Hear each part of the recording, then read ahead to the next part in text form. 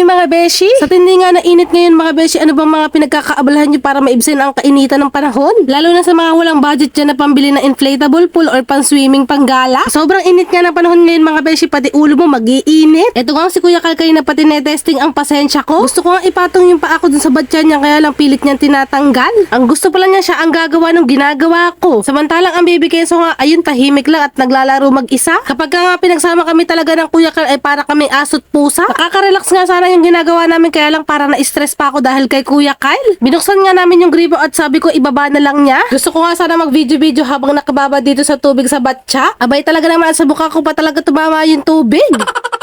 Nung Lunes nga lang ito kuha mga beshi at hindi ko na nga talaga kinakaya ang sobrang init. Kaya nga naisipan ko na lang magbabad kami dito sa batya. Kesa naman naka-electric pa niya kami pero parang naka-heater naman kami. Feeling ko naman makakamenos nga kami kahit onte sa bill ng kuryente. Ewan ko na lang nga sa bill ng tubig. Hindi nga ako mahi-heat stroke sa bill ng kuryente mga beshi, pero parang malulunod naman ako sa bill ng tubig.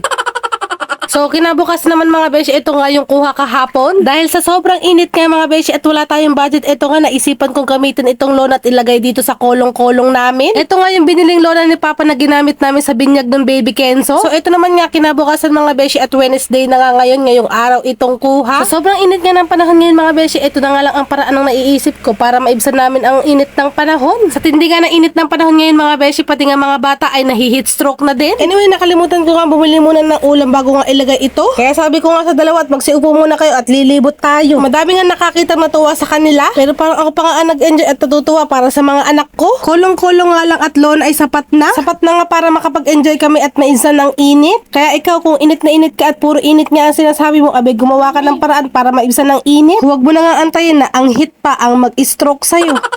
At huwag mo na rin intayin na magkaroon ka pa ng anghit.